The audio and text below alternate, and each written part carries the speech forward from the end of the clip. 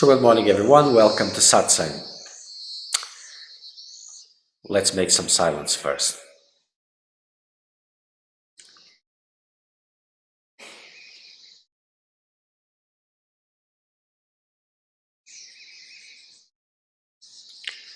Calm down.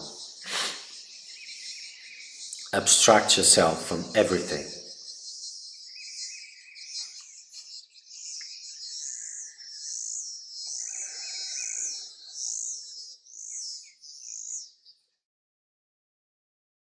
As abstraction occurs, mind settles in silence, stillness. This is where it should remain.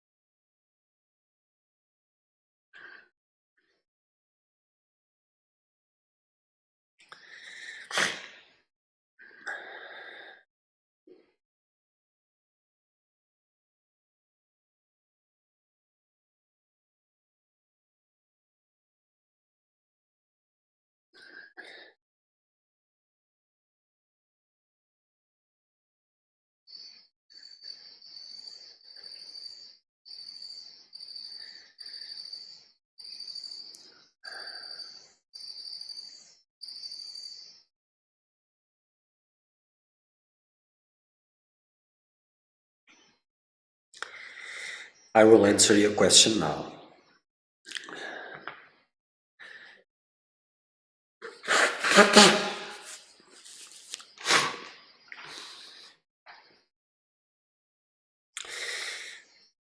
Well, this was not really a question, but I will talk about this situation.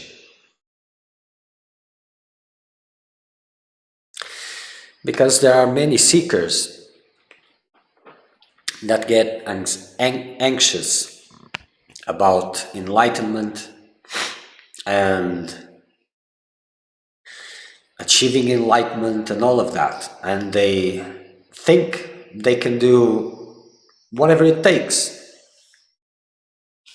Some can, they just don't know how.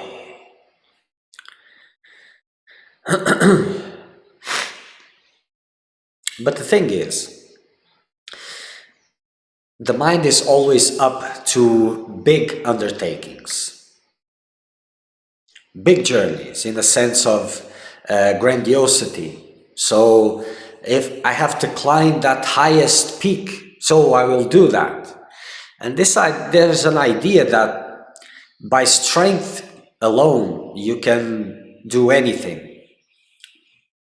Well, not alone, but strength is important. But in spiritual work, it's a different kind of strength which is needed.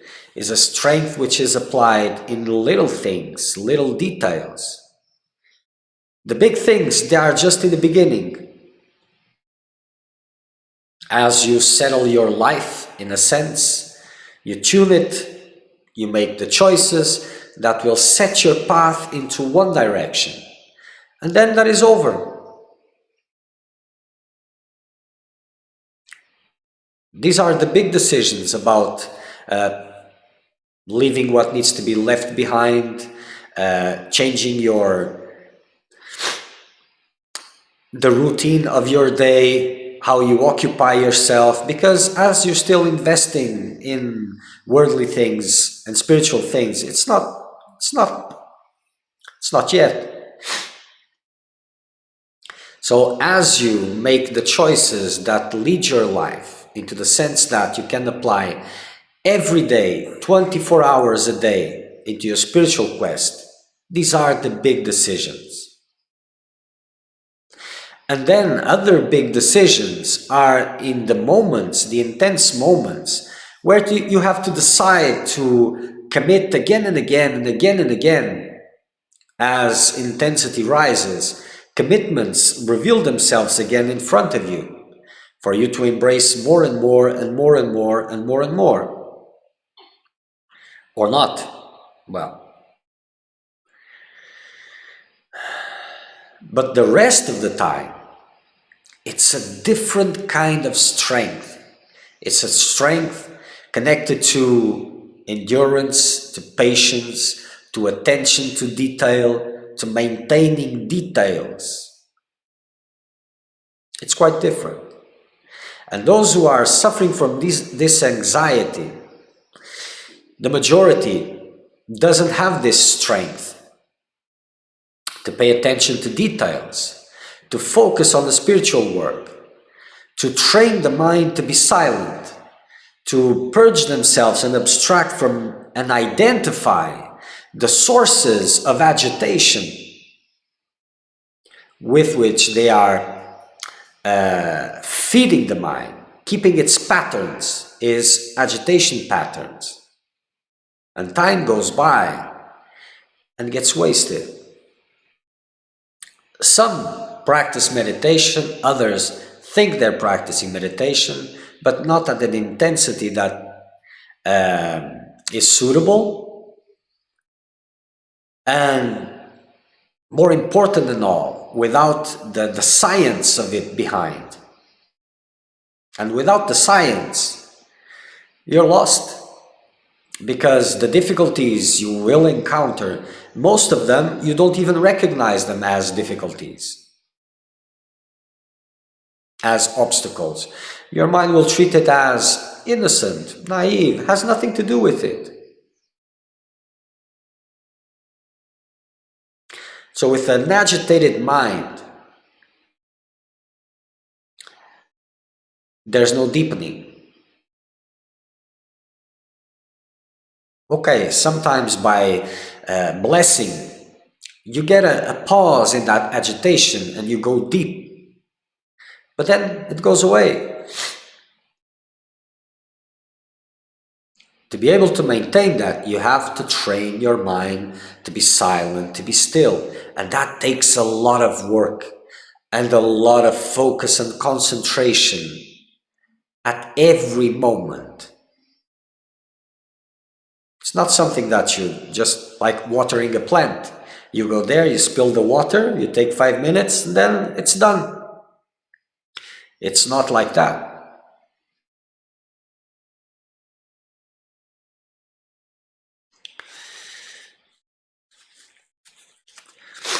And even in that situation, the mind is using that anxiety about enlightenment in a way to spend your energy and that movement which is being created to feed its own patterns. So it gets more and more distance from it. And if you're practicing meditation and at the same time experiencing, feeding this anxiety, giving it importance, you're countering your meditation work.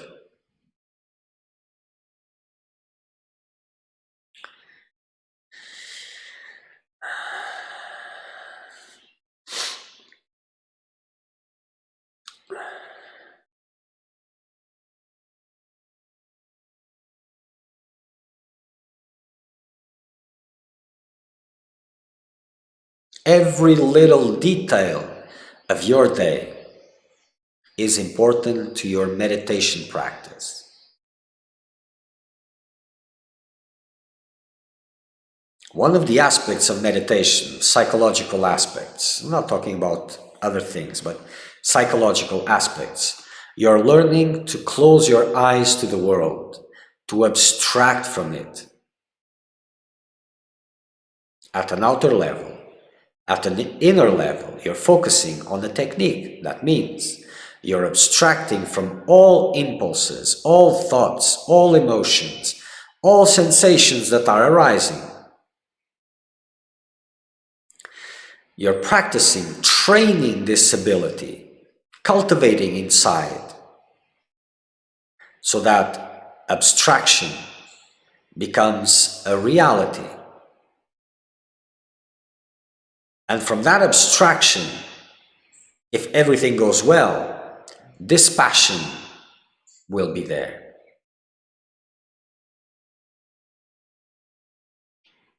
And this passion is the grounds for real stillness.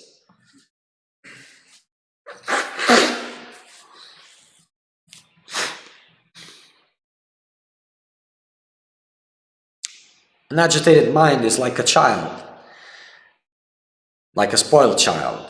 In these 5 minutes it wants enlightenment as it wants numerous other things. So it's just pulling you in different directions all the time.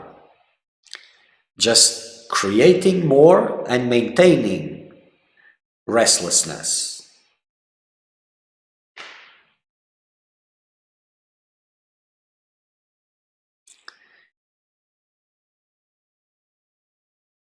If you want to deepen your meditation practice, you have to pay attention to all details. Even those, how do you call those? When your leg is shaking like this, see? Even this is feeding restlessness. You shouldn't allow your body to do these movements, automatic movements of bumping. Everything you're watching, everything will enhance your stillness or become an obstacle to it. It is details, everything you eat, drink, read, listen to, see. There's a science. And if you take all things as innocent, you will not be able to deepen your practice.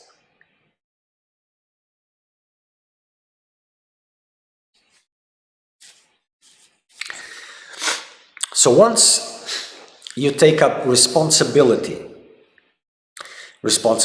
towards your divine call, then that responsibility converts into clear action. And when it converts into clear action,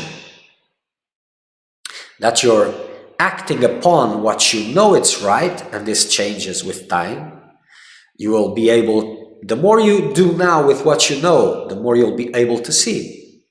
And once you do this, then you will see. As you say, no, I will not do this, or I will not eat this, or whatever. The mind will come and will start arguing with it. First with a sweet voice.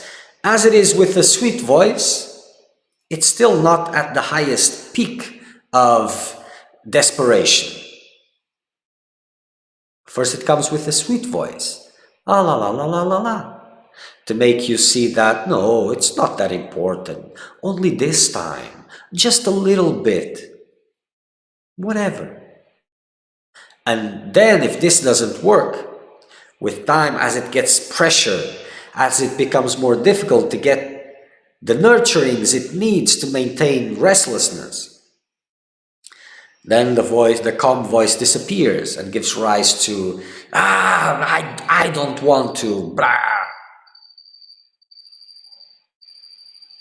And this is part of the purging process. And if this identification is maintained, then if responsibility has been taken seriously. If it doesn't, you don't even go through the first one. Because mind would say, oh, but just one time, there's no problem. And you'll say, of course, this time, there's no problem. And it goes again. And all is well in Wonderland.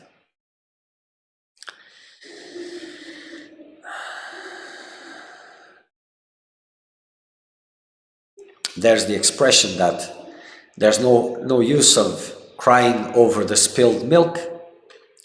And of course, spiritual practice is the same. If it gets spilled, clean it up. Don't waste time crying over it. So it is with these things.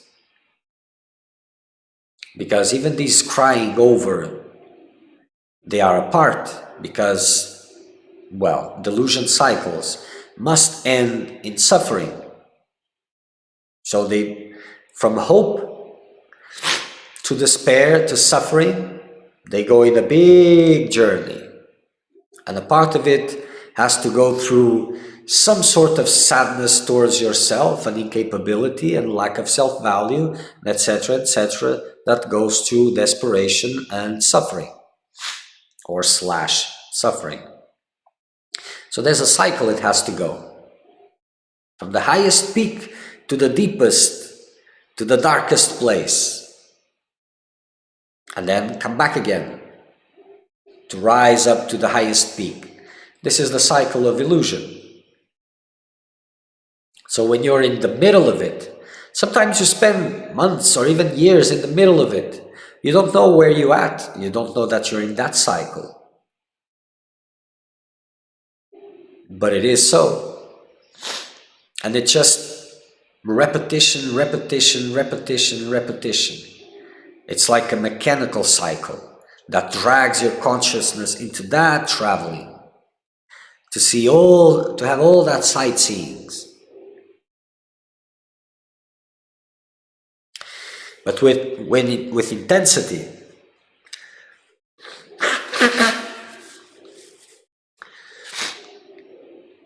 not just intense meditations. That means sitting longer and longer periods of time, because that is good.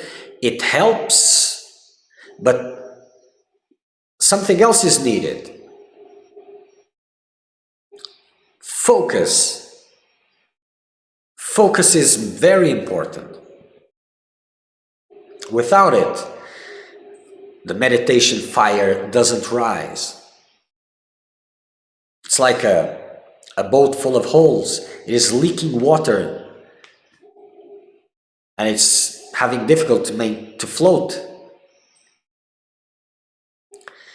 So intense practices, they help bring the focus, and intense focus helps to increase the practices. So the easier, some start with intensifying their meditation practices to be able to get focus. Others, focus is easy. And then with focus, they can increase the meditation practices. And devotion.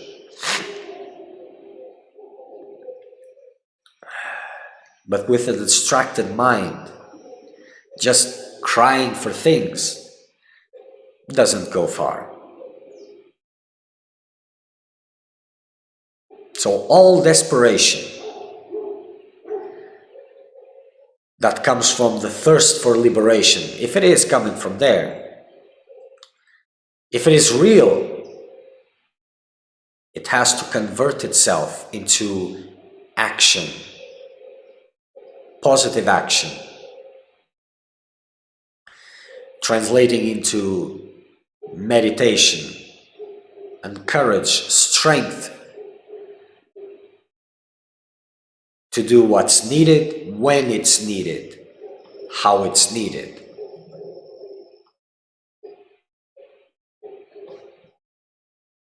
And this is where we can see if it is serious or not yet. Because, well, the mind needs restlessness to maintain the balance of its own world. It doesn't matter if it comes from worldly frustrations or spiritual ones. If it's getting it, it's okay.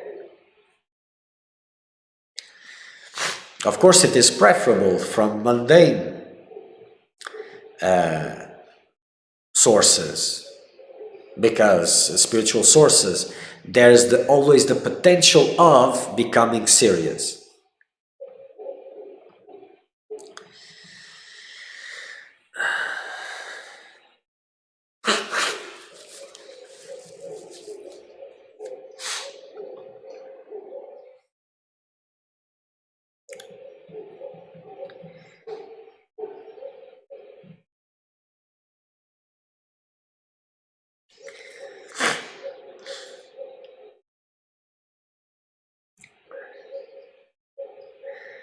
Okay, focus, you mean the observation, focus of the... it's different.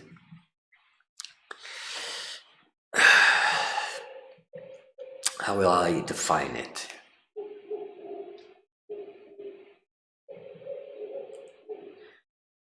There's a lot of definitions for focus, but this focus, it's very... it's not that abstract. It's not just the intent, the powerful intent to make your spiritual practices happen. It is present at every moment, maintaining it. It's like you're at a balcony in the 10th floor and you're holding a baby outside the, how do you call that? Whatever is holding you, not letting you fall. I don't know the name. Okay, so you're holding the baby like this, with your arms stretched in front. And if your arms, they flick a little bit, the baby falls. So you cannot let it fall. The baby is your spiritual practice, is the attention to silence, to the details, to maintaining whatever it is mantra, is silence, is just keeping clear, clean. And you have to keep it all the time, or else fatality follows. So the ability to maintain this is the focus that I'm talking about. Not letting the mind slide, not even a little bit. Keeping it hold tight, strapped to the spiritual practice, which goes on. Is it observation? Is it mantra? Whatever it is. Is it abstracting, depending on the meaning, abstracting for certain things? Everything is done by this focus. It's a focus that's so intense that you feel it vibrating like this.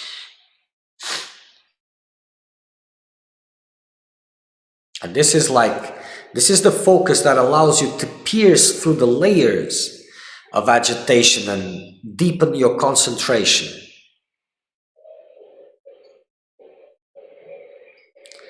There's no distractions allowed to keep this.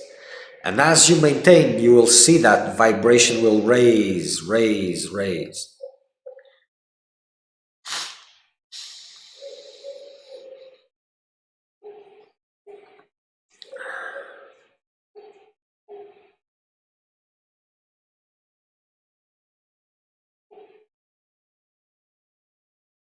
Scream?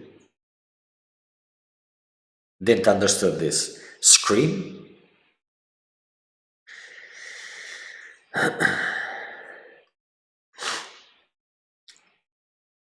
Good morning, my friend. I will answer your questions now.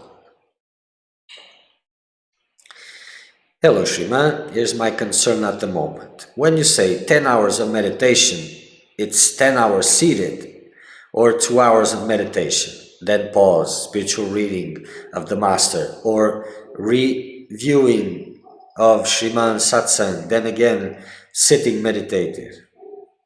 Can you give me a rhythm of my day? That depends on your day.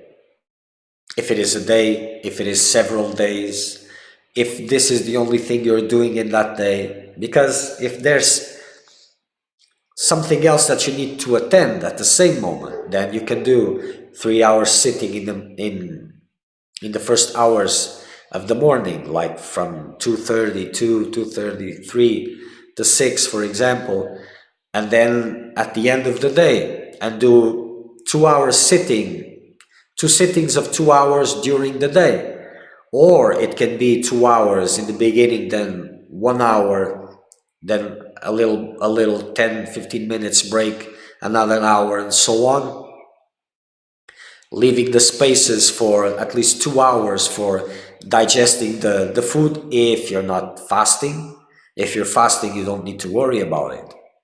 If it is 1 day, if it is 2 days, 3 days, 10 days, 30 days, it depends. So it has to change, because You will have to take into account the level of resistance of your body. If it is one day, it can take more, and these longer sittings are best, because if you do just 1 hour sitting, you will not go deep enough, even if it is 10 hours a day. But if it is 10 days straight, 15, 20 days, then you get into a meditative mood. That means you're in that mood constantly during the day. So you can do shorter sittings, at least 1 hour, of course, a short break just to relieve the body and continue for 10 hours or even more. But if this is for longer periods, for 10 days or more, then if you sit longer than 1 hour, the first period is good. But then depending on your meditative practice, then your body will be very hurt, very sore, and then it will compromise your sittings, and that's not good. So it depends. So this question, how should I do my day? Not enough information. But there's always the thing, it's about sitting longer. But again, if it is a long period of meditation, at least 10 hours a day, then you go into a meditative mood. And this, if you have focus, this will not be disturbed by the 1 hour sitting and then changing position, resting a little bit the body and then returning. So this depends on what you have in mind. If it is, for example, a day you want to practice 10 hours, just one day, then if your body can take it, you can do 2 sittings of 3 hours, for example, and then 2 sittings of 2 hours.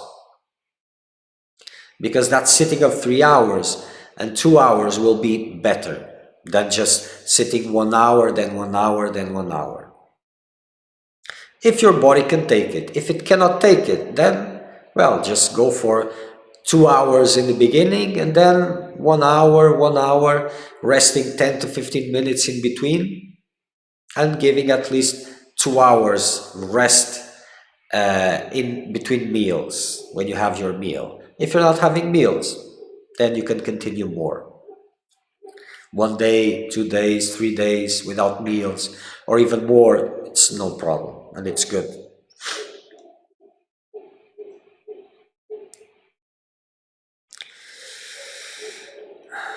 I have watched the satsang detecting where time is wasted several times. Repetition, repetition. Yes, I noticed that the patterns get repeated. It is due to the habits of always having the same thoughts about everyday life and bringing them to life. Yes. Well, thoughts are there and you're paying attention to them. It's not that you're having the thoughts. I noticed that I still have the same concerns, even having little outside life but enough to maintain repetitions. Remember when I've explained that the character, the body-mind complex, is programmed to survive, and if it's possible, to prosper. So when there's abundance of things, it prospers a lot. When there isn't, just little things, it survives. It's there, alive and well. Not prospering, but alive. And eventually, there will be a moment that it can prosper again. Because if you're not burning the sanskars, they will get into fruition as the circumstances get more suitable. So, tendencies, it's not about holding back, it's about burning them. And this, well, if you keep some little things that are precious, it won't work. They will fast, they will be in a fasting period, and then they will come back again. Food will come back again to them.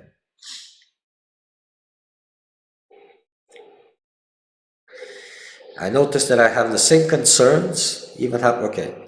Yesterday I plunged into Hindu songs that immersed my mind, which allowed me to see that it is I who endure these rehearsals, paying attention to the same concerns of my everyday life of great banality. That's a huge observation, great banality, but okay. Yesterday during the chants, my mind was bathed in a few things I cannot describe. If chanting is doing this, and songs, not chanting, not mantras, but songs, well, it's different, it's different. Then it means that, yes, a lot of banality, yes, a lot of work is still ahead to reach that focus that I was talking about. Because if that focus was there, those songs would feel like, nah, don't want this. They would feel like disturbing the intensity that is there. So that would be the need to abstract. So the more quiet the mind is, the more stillness it likes. It's like those people that calm themselves by going to a very noisy and agitated place, because their level of agitation is high, so they have to go to a higher place of agitation to give some relief from their own level of agitation. It's crazy. And they feel more relaxed. But if the mind is still, it will not like these kinds of stimulus. So if you want to play something in your mind, play a mantra. That is by far much better. And playing the mantra is constantly. It will have to replace all thoughts that are arising, coming, going, whatever. And as thoughts are coming, you hold on to the mantra and you just keep the mantra. That will prepare your mind in the level that probably you have no idea. But it is a very powerful practice. Okay.